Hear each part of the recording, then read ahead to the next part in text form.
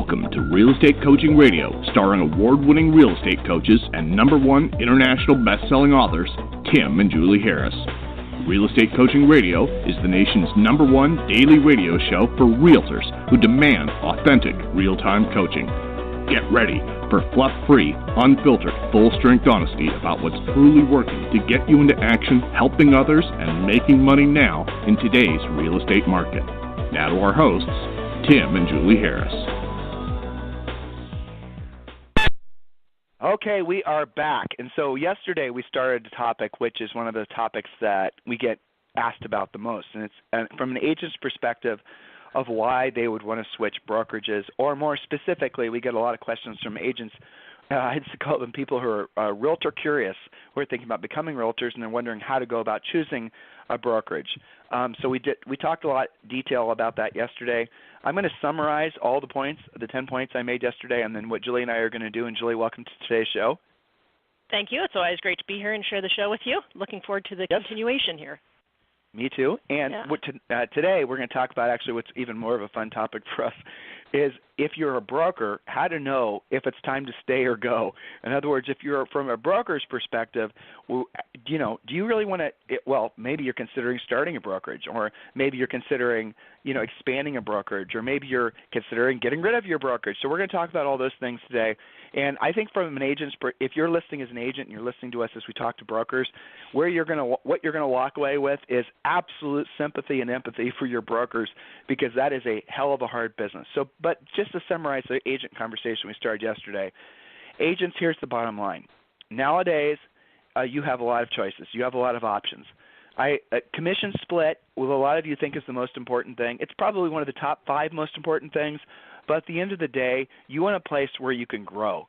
And some of you guys are finding great homes in traditional, brokerage environments. But what I'm seeing happen across the country, our agents are no longer really giving a hoot about a broker's physical location. Brokers used to recruit agents based off a geographic region around a specific office. The brokerage's office has never really been designed to invite consumers in. That's not really a place where people, buyers and sellers meet. It used to be that way, but it isn't anymore. Nowadays, brokerages' physical locations are just there mostly to help the office recruit, because psychologically our industry believes that an agent's going to choose to be part of a brokerage because of the physical location of the brokerage. Well, EXP, as just an example, has completely invalidated that theory. So from an agent's perspective, what I want you to consider is the fact that you do not have to have a physical location. Your broker does not have to have a physical location anymore. It's like Amazon. I know Amazon has stores here and there, but Amazon is in the cloud, isn't it? Amazon is not a department store, and yet they're the biggest retailer in the world. You don't go to Amazon, do you? You go online to Amazon, and that's the relationship that consumers want to have with real estate people. The paradigm for how consumers want to interact with agents is, it's 100% online in terms of looking for houses, in terms of, contact. Now, those relationships or those contacts obviously translate to driving neighborhoods and meeting you in open houses and meeting you at Starbucks to go look at houses, or having you over at their house to give an evaluation of the house so you can get it listed and things like that. But the day and age of a physical location for a brokerage being important for most agents is just gone, doesn't exist anymore. Number 2, and this is something also, agents, I want you to be aware of, a lot of brokers have they're stuck in this model where, like, and agents, you guys make this mistake too. You think that you're looking for a broker who is going to offer you some kind of training. And here's what I hear continuously. Most of the training that's being offered by the brokers is the training that's necessary to help you fill out forms and all the rudimentary stuff that's necessary as a licensee. You can get that anywhere, guys. That's nothing. That's a completely and total fungible information. You can go to the MLS and you can get that same level of information. Brokers are not going to teach you how to lead generate. Brokers are not going to teach you how to set up a business. Brokers are not going to teach you how to pre-qualify leads. They're not going to teach you how to create a free listing pack. They're not going to teach you how to run a profitable business. The education that you really need to run a successful real estate practice, you're going to have to figure out how to get on your own ultimately. That's the reason that our company exists, okay? That's the reason our coaching company has been around for decades, is because we know that brokers are not in the business of coaching and training realtors. Brokers are ultimately in the business of recruiting agents. And here's what I'm going to tell you guys, I'm going to tell you a true story. Julie and I this was at least 12 or 15 years ago. We were at a private brokerage event. It was some of the top brokers in the country. It was in Arizona. And this was after the main event. There wasn't very many people there, only like 100, but this was after a main event. Julie and I were there as guests. We weren't presenting anything, and we were sitting by the pool. And I'll never forget this conversation. One of the executives at one of the most prestigious, brokerages in the country who you've all heard of, he was talking with another guy, and Julie and I were just sitting there on these Barco loungers or whatever they were, and listening. We were eavesdropping, but we were, participating here and there. And they kept on referring to their brokerage models, and these are brokerages with thousands of agents as body shops. And I had heard that concept before, but I wasn't really aware of it. And I asked them what it meant.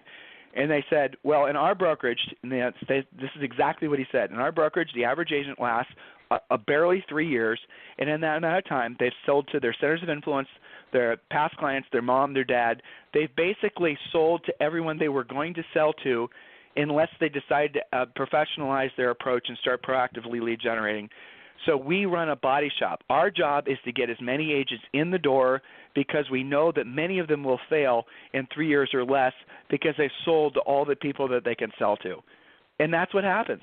That's the exact model. That's what real estate's been forever. You get your real estate license. You're excited. You tell the person at church. You tell the person who cuts your hair. You spread the word a little bit. Your mom lists her house with you. Your brother lists a house with you. You have the local, it doesn't matter. You're going to pick up some easy transactions. Most of you, over 3 years, will sell an average of probably 6 to 8 houses if you're just marginally conscious, okay? And if you're a marginally nice person, people will want to do business with you. That's just a fact. But in that same time, unless you're actually learning how to run a professional take a professional approach to your real estate practice, you won't last. You'll just get caught in the churn that is this industry's body shop model. You guys understanding? So when you're choosing a broker, and I read this in your emails, do not worry about whether the broker is going to offer any kind of coaching or training, because chances are that coaching and training is nothing more than just basically helping you to learn how to fill out forms, which you can go to the MLS and you can take a class and probably get a better quality delivery of that same content for free. So just do keep these things in mind. Your broker's job, their principal function in life, is to recruit more agents. It's not to coach and train you. And furthermore, I want you to think about this, agents. Legally, they really have to be very careful on how they treat you, because you're independent contractors.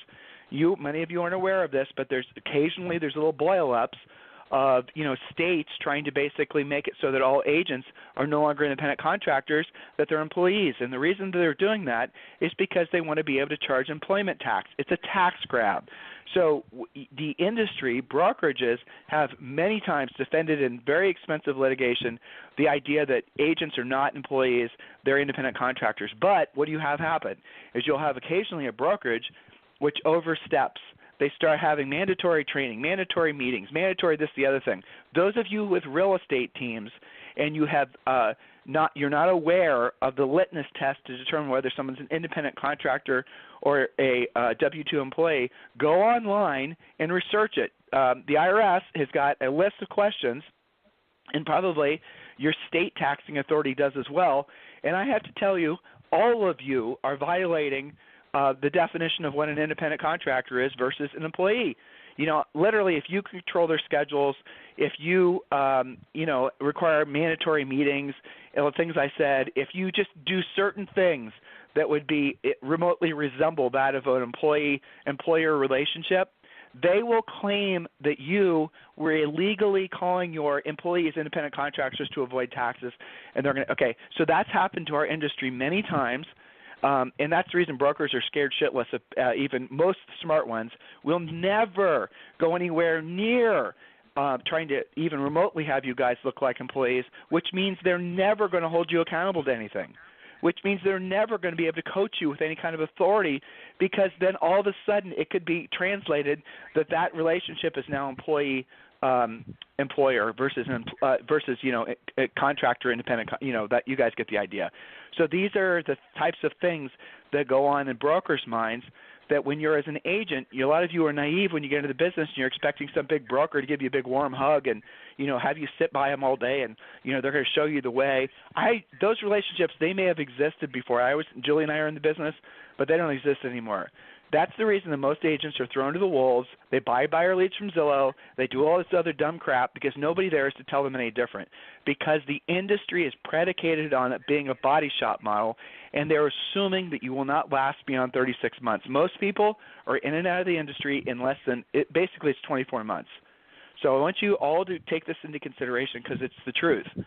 This is the truth that nobody else is going to tell you, because it's the ugly truth. It's the ugly side of this industry. It's how this industry really looks at agents. Now, look, if you're listening to me right now and you're an agent, you're a broker, you're an office manager, and you're an exception, well, know that you are an exception, because you know as well as I do that most brokerages do not operate beyond the realm of what I just described. If you happen to take pride in the fact that you do offer an environment that's more inclusive and it's more conducive to basically helping agents foster their own success, good for you, but you're a minority. And by the way, offices like that usually can't scale, because it's one or two people inside a brokerage that might have that sort of true caring sense. But as soon as you add 200 or 300 agents that they're responsible for, at some point they're going to be over-diluted, and they're not going to be able to really have that same effect on as many people. So there it is. We're back to the same place, body shop model. Any thoughts on that, Julie? No, it's, what's going on in their head is what to do about all this information now that they've been enlightened. All right. Well, let's go and talk about, thank you. Let's talk about brokerages. Here's what I wrote down. These are just my chicken scratch notes. But when to know when it's time to go being a broker. And I'm going to go through these points relatively quick. A lot of them overlap. Julie, help me out here so I don't lose my voice. Number one, you're tired of making less than 3% margin, and that's the industry average for most real estate brokerages. They make less than 3%. Most of them are making around 2%. So that means if your brokerage makes around, $1 million in commission, that the broker himself is making 3% of the $1 million in commission after expenses, before his own personal taxes. Can you guys do that math in your head? What's 3% of $1 million? $30,000. So that's one mistake or one bad quarter away from being upside down. That's right. I mean, that's number two. You have Number two. Another reason why it's time to go, as far as being a broker. This is a kind of a funny point, but you've had enough of running an adult daycare. You've had enough of feeling obligated to listen to everyone's problems. You've had enough of hearing about, so-and-so's this issue and that issue, and having to, wear Dr., be Dr. Phil for all these agents who kind of take advantage of you. Where in the back of your mind the whole time you're talking to them, you're asking yourself, A, how insane am I to subject myself to this insanity? And B, why is it that this person is now actually trying to proactively lead generate, right? I mean, you've had enough of it. You don't want to do it anymore. That's another surefire sign you need to think about changing, maybe not being a broker anymore. Number three, you realize your average agents make more income than you do as an owner. And that's the question that's the situation a lot of you are finding yourselves in. Big brokers, I have this conversation with you all the time, where I'll have a conversation, we'll drill down on what you're actually making, and you'll be very proud of yourself. You'll have 100, 200, 300 agents, or 500 agents even, and then we'll talk about how much you're actually personally making, and you are almost never making as much money as even the top, 5 agents in your brokerage. You have somehow accepted the fact that that's okay. Julie, point number 4. Point number 4, you are tired of your agents leveraging you for more commission, more services, and more leads. Get sick of it? Maybe that 3% isn't worth it to you if you're even at that 3%. Point number 5, you don't want to get rid of the 24/7 antivirus software that must run in your head. You can't remember the last evening. I think you meant to say you do want to get rid of the 24/7 antivirus software that is running in your head. You can't remember the last evening, weekend, or vacation where you didn't have a low-grade worry going on, or maybe even a high-grade worry going on. Brokers are not without liability and not without worry about all of the deals going on or possibly not going on with their agents. And, Tim, you and I hear about this from our broker agents that we coach. We know what they're dealing with. But just here's the thing. That's a burden that you guys get used to carrying. And it's optional. That's a burden that you get used to, you assume is normal and natural, that wherever you go, no matter, you could be having sex with your spouse, sitting on a plane, having tequilas and, wherever you have tequila in Mexico or whatever. You could be having whatever, and in your mind, dominant in your mind in some cases, is this low-grade worry about, did this happen, did that happen? And we get used to it as business owners, but what I'm here to tell you, as from the brokerage perspective, that low-grade worry is going to get worse as the economy continues to change, as the housing market continues to change. So we're going to give you a solution here for agents and brokers here in a second. Julie, I'll go through the next couple points. Okay. Point number 7. If you had a way of having a graceful exit, keeping your brand, and not the burden of being your broker, you'd probably take it. So I'm going to say that again. Let's say I'm talking to somebody in Iowa, and I don't want to say the name of the company because there's not very many big brokers in Iowa, so you guys will figure it out. But this brokerage has been around for 30 or 40 years. It's a generational business, and that's all I'm going to say. So they are in the process of trying to decide whether or not they want to stay in the brokerage business. But what they don't want to give up is that heritage. They don't want to give up the name. They don't want to give up the ego, but I don't think that's a bad thing, and the pride of having created something. They feel an obligation to have this thing that was created for them continue on. And I totally and completely understand and respect that, right? Just makes sense.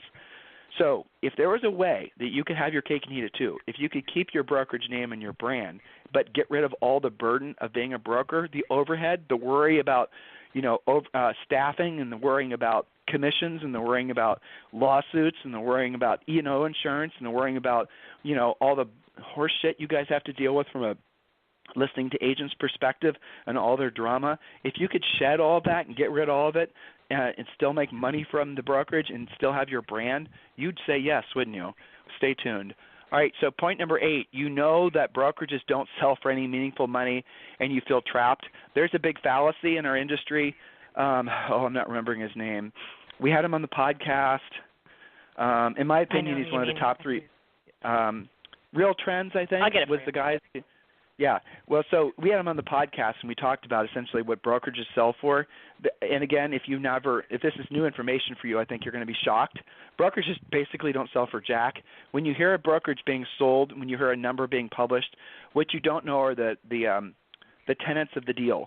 So you might hear about somebody selling some big, huge brokerage for $60 or $70 million. But what you don't know is they gave the person like $1 million up front. The rest of the money was being paid over the next 5 years if the business continued to grow every year at 10%, and that person has to now become an employee. So if you really look to see how these deals shake out, it's really pathetic. I mean, at the end of the day, brokerages really aren't worth anything. Now, from an agent's perspective, now I know we're focusing on brokers here, but from the agent's perspective, your business is worth nothing. Your agent business is worth absolutely nothing. The only way for you to successfully transition out of being a real estate agent, if you had to or chose to, would be referring the leads that you generate from your business off to another agent, hoping that agent's efficient at you as closing leads, which probably they won't be. That's it. Maybe you get money up front, but you probably won't because they probably won't have it to pay. And so the idea of a real estate brokerage selling for anything, the way they value it is they'll give you like a nickel or 7 cents on the dollar for your assets, the desks, the chairs, and all that, basically nothing. And then they give you a flat fee per agent, per active agent, and then they'll sometimes give you a flat fee per listing. That's it. It's not worth selling. I've had many conversations with people in the past few years about selling their brokerages. In almost every example, the amount of money that they were going to sell it for, it was completely and totally insane. They would have been financially better off had they kept, now financially, not necessarily spiritually or mentally or physically better off, but financially they're better off if they basically just stay in the trenches and fight it out, because they're making more profit from the business than if they were to sell it, by just basically muddling through and suffering. And some of them financially don't have the option. They can't take a decrease in income. They can't actually work for less, so they have to keep suffering through on their brokerage, dealing with the brokerage aspects. And guys, what scares me for people like you, or if I just described you, is that you're going to be in a transitioning market. And if you've not been in the business since, if you only have been in the business since 2007, You don't know what it's like during a real estate reset, which is what we're experiencing now. So you're not going to know how to cut back in time. You're not going to know what it's – your agents – here's what's going to – a window into your future. When agents see their personal incomes dropping, they're going to disappear. You won't find them. They won't show up to the office. They won't answer your phone call. That's the first thing that they do. That's called denial. And then what they're going to start doing is agents are going to start going to the next phase, which is anger, and they're going to start blaming you. They're going to ask you for a greater commission split. They're going to try to shake you down for more leads. They're going to try to blame you for their lack of ability to compete in this new market. They're going to try to blame you for the fact that the buyer leads that they've been buying from Zillow are just, not even worth it if they ever were in the first place. That's what happens. And then it gets worse from there. So, brokers and office managers, I want you to listen because we have a solution for you coming up. Julie, next 2 points are yours. Yes, next 2 points. Number 9, it's your name on the door, and maybe it's even a generational company, a family company, and you don't want to feel like you failed. Number 10, you know that when the market shifts, that agents will bail. You know that they will go to ground fast and leave you with all of your fixed costs and no revenue. We've seen it time and again. Some of you guys have lived through that. Agents will bail. We still, to this day, we have new coaching clients that will say, you know what, I got out during the downturn and I finally just got my license back and I'm ready to get back into it. They took a break. They checked out on you, but your expenses didn't go away. Back to you, Tim. So here's what I want to offer all the agents and all the brokers listening right now. If you're thinking about switching, if you're thinking about agents, if you're thinking about choosing a brokerage, or if you're thinking about switching brokerages, but mostly brokers, I'm talking to you. I want you to feel free to take advantage of what I'm about to offer you. Julie and I are going to carve out time in our schedules, and we're going to give you guys an opportunity to have a direct communication with us so we can help you make financial decisions for your future based on best practices. So if you're interested in having us help you solve the Rubik's Cube that you've created for yourself, I want you to email me directly, tim@timandjulieharris.com. tim@timandjulieharris.com, and Julie and I are going to put together a private conference call where everyone who is interested in knowing how to, brokers and agents, where we're going to give you guys a solution, and we're going to tell you exactly what we feel is frankly the only business model that's going to be relevant going forward for the real estate industry. There's so many changes that are happening, and we could go on and on with our lists, but here's the bottom line, is the business itself is going to change because of iBuyers, because of organized commission discounters like Redfin. It's going to change because of all these other things that are starting to impact the way that consumers see real estate salespeople and realtors in general. And if you're caught with legacy costs or legacy thinking, you're not going to make the switch. You're not going to make the turn, and it's going to happen faster than you think. We saw that happen in the 3 previous recessions where Julie and I were coaching, is that people wait too long to make decisions because they think they have time, or they think what we're saying isn't relevant to them, or they think that somehow their market has a set of unique characteristics that's going to cause them to be immune to any sort of meaningful market shift. And in every case, you guys are going to be the ones that suffer the most because all you're really doing is procrastinating the inevitable, which is making the hard decisions about your business. So I want you to do this. Email me directly, tim@timandjulieharris.com or julie@timandjulieharris.com. We'll respond personally, and I couldn't offer this during, say, for example, May or June because we have 10 times the listeners as we do this time of year. So this time of year, there's, listening to us now, there's probably 12,000 of you, and listening in replay, there might be, 25,000 of you. But if this show were playing in May, the number would be probably listening live would probably be 60,000. So we'd be overwhelmed. But for those of you who have appreciated what we've said the past couple days, and you're ready to listen to or hear about what, frankly, is, in our opinion, the best way forward as far as the real estate brokerage model, I want you to email me directly, tim@timandjulieharris.com, and Julie and I are going to put you on a live. It's going to be, basically a mastermind, and we're going to present to you what we think is the best model that is out there in the industry right now.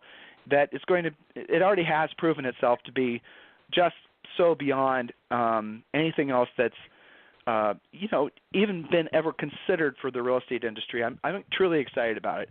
So tim@timandjulieharris.com. Brokers, if you want us to help you, coach you, consult with you, how to essentially position yourself going forward, and agents, the same thing with you. Just email me directly, tim@timandjulieharris.com. Julie, anything else you'd like to say to these guys before we round the bend? don't wait. That's going to fill up. We're going to get busy. Absolutely don't wait. You said even May or June. I'm thinking, I know January is pretty slammed around here too. So, yeah. Don't be one of these getting ready to get started when it's finally the new year. You're going to think about doing something.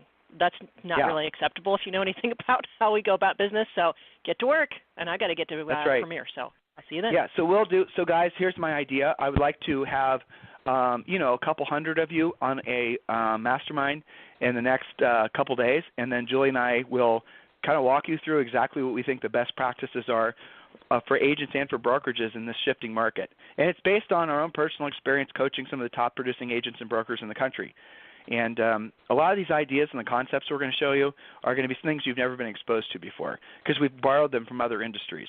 And I think it's going to be a revelation to some of you because we're going to give you permission to, frankly, stop spending money. In a lot of cases, brokers especially, we're going to tell you to absolutely crash and burn and get rid of a lot of the things that you think you have to have in your brokerage that are sucking away all your profits. So it's going to feel like, I think for many of you, because I've talked to a lot of you individually about these ideas, some of my personal clients, and, here, I'll give you guys one. You don't need a physical location anymore. It's obsolete. Agents don't care. You can recruit just as many agents, if not more, without a physical location. That should make you feel pretty damn good. So if you're interested in learning about what we feel is going to be the only business model for brokerages and agents that's relevant going forward, email me directly, tim@timandjulieharris.com. Have a fantastic day. We'll talk to you on the show tomorrow.